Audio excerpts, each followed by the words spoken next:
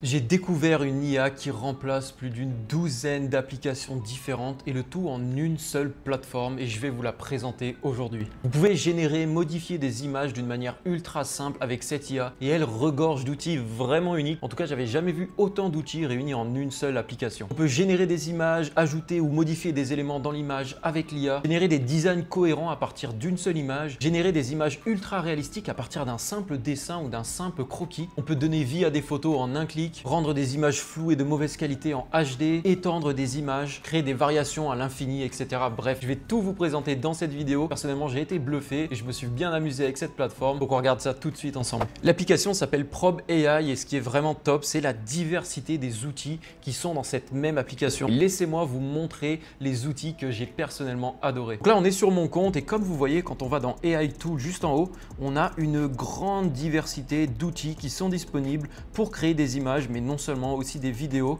Et je vais vous présenter uniquement les meilleurs que j'ai trouvés qui, à mon avis, vont vous intéresser grandement. Pour le premier exemple, on va s'intéresser à l'outil qui s'appelle Region Rendering et j'ai trouvé ça vraiment génial car on est capable avec cet outil de vraiment modifier une image existante. Donc si vous prenez une photo et que vous voulez modifier des éléments, ajouter des éléments ou incruster une autre photo dans cette même photo, on peut le faire super facilement avec cet outil. Pour vous prouver que ça marche vraiment, je vais vous emmener avec moi dans mon salon, je vais prendre des photos de quelques endroits, je vais réfléchir encore un peu et on va créer ça ensemble. Donc c'est parti. C'est parti, je vous emmène dans l'envers du décor. Donc on est chez moi, bienvenue et bienvenue sur mon téléphone. Donc voilà, on va juste prendre une petite photo du salon très rapidement pour donner un bon exemple pour cette fonctionnalité. Allez, je prends une photo, hop.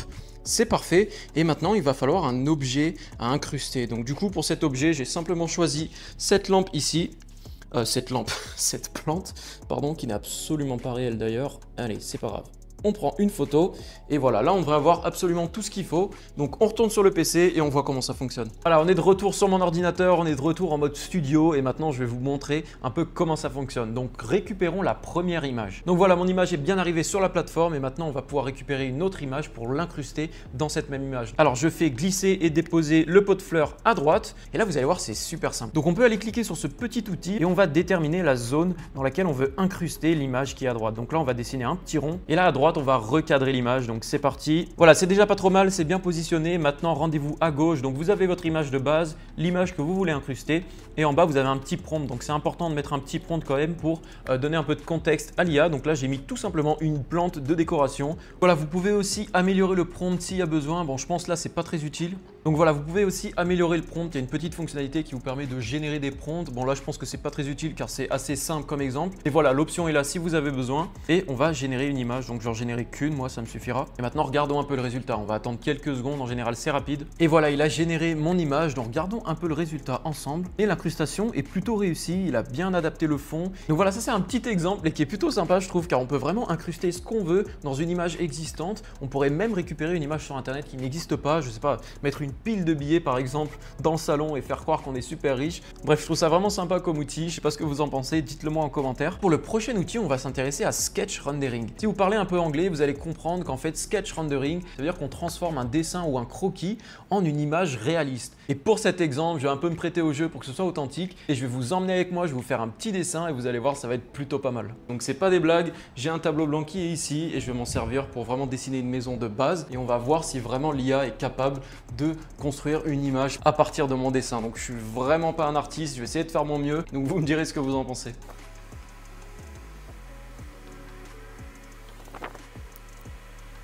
Bah écoutez, voilà le résultat, je vous le montre d'un peu plus près. Waouh! J'espère que vous adorez mon art. Donc nous voilà de retour sur l'ordinateur, j'ai récupéré l'image sur mon PC, on va l'importer.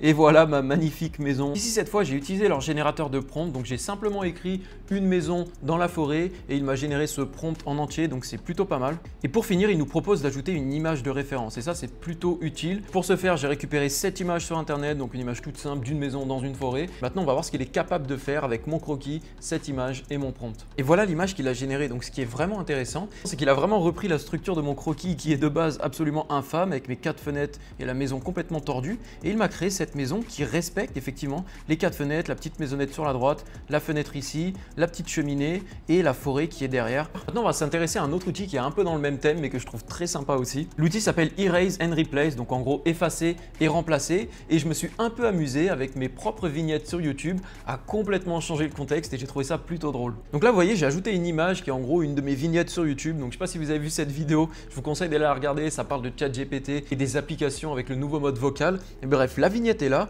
et on va s'amuser un peu à complètement changer le contexte et vous allez voir à quel point c'est facile. Quand on va sur l'image, ce qui est bien, c'est qu'on a directement les différents éléments qui sont présélectionnés. Donc là, imaginons que je veux changer ce téléphone et je veux plus un téléphone, là je vais écrire simplement a golden retriever. Alors a golden retriever, je vais générer qu'une seule image et vous allez voir à quel point c'est simple, c'est plutôt incroyable. Et là regardez, il m'a directement généré l'image et honnêtement c'est pas mal du tout. On peut même aller un peu plus loin. Donc là si je valide, je vais par exemple, allez, je sais pas, changer mes cheveux et je vais dire long red hair.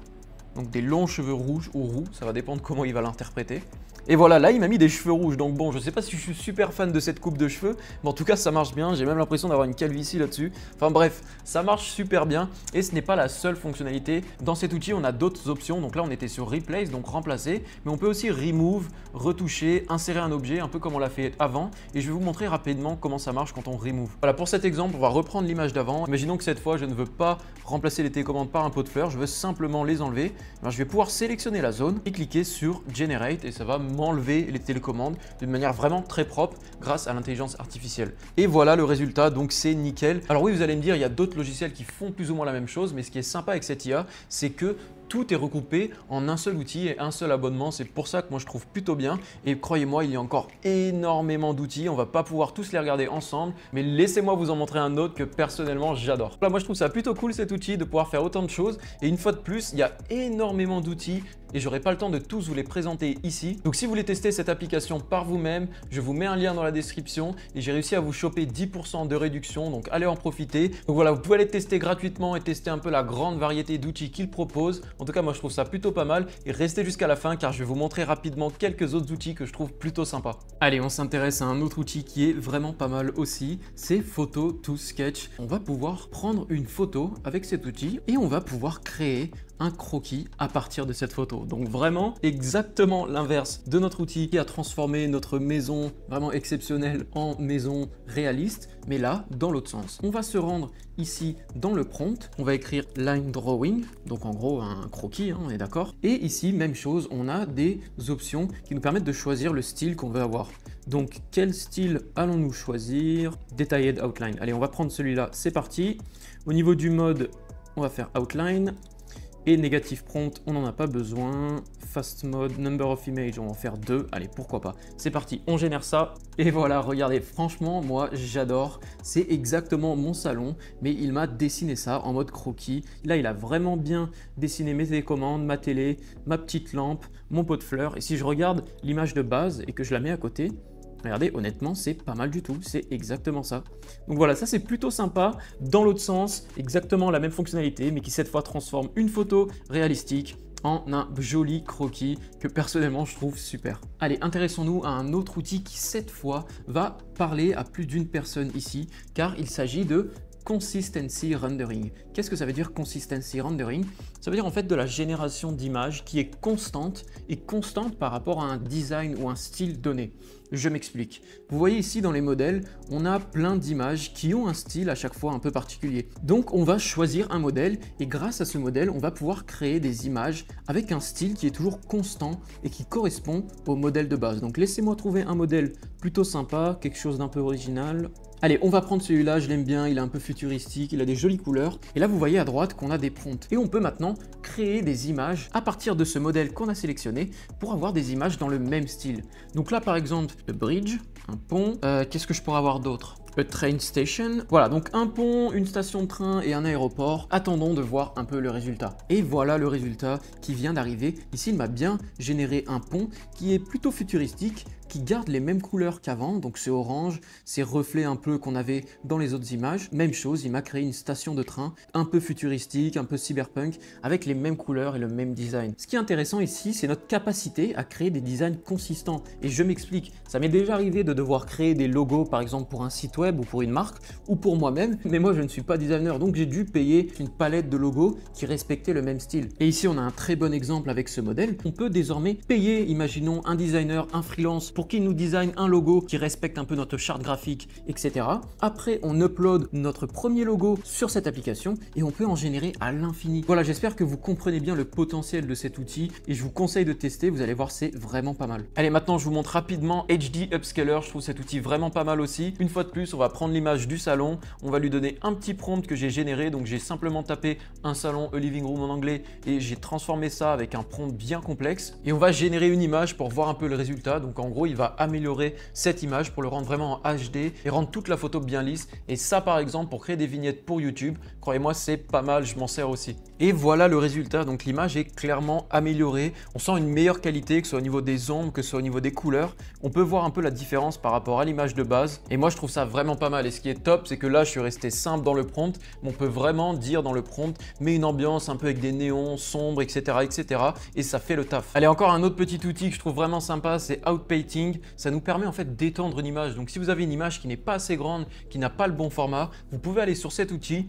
Vous pouvez importer votre image comme je l'ai fait ici, lui envoyer un petit prompt comme d'habitude, choisir la taille et lui demander d'étendre l'image.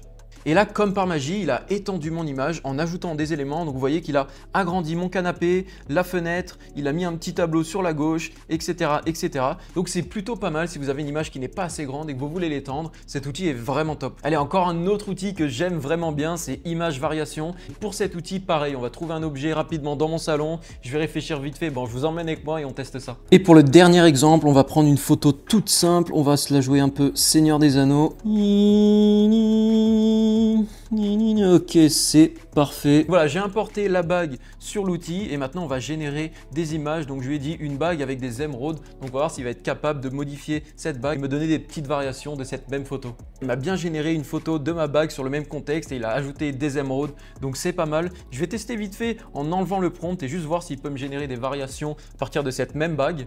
Et voilà, c'est fait. Comme vous le voyez, il a vraiment repris cette même bague, mais avec des légères variations. Donc ça peut être très très pratique si vous cherchez à designer une collection. Et là, il m'a vraiment fait une bague qui ressemble au Seigneur des Anneaux pour le coup. J'aurais même pu lui demander de faire ça avec les écritures à mon avis. Maintenant, encore un outil que je trouve plutôt cool, c'est Image to Video. Donc là, on peut voir quelques exemples que la communauté a fait et vraiment, c'est pas mal du tout. Ou si vous voulez créer rapidement des vidéos, cet outil est plutôt intéressant. Donc voilà, j'ai un peu fait le tour des outils que j'ai eu le temps de découvrir et que j'ai trouvé vraiment top. Mais comme vous le voyez, il y a énormément d'autres outils à essayer. Je ne peux pas tout vous montrer dans cette vidéo, sinon ça va durer des heures. Et voilà, en tout cas, je me suis bien amusé avec cet outil. Vous pouvez vous amuser un peu et tester gratuitement l'outil. Vous avez le lien dans la description une fois de plus. En tout cas, moi, je connaissais pas cet outil, donc dites-moi en commentaire si vous le connaissez avant. Et si vous en connaissez d'autres, peut-être qui sont encore mieux que celui-là, ça m'intéresse vraiment de savoir. Bref, c'est déjà la fin de cette vidéo. Merci beaucoup d'avoir regardé. Donc si ça vous a plu, n'hésitez pas à lâcher un petit like et à vous abonner pour ne pas rater les prochaines. Et nous, on se revoit très bientôt. Salut!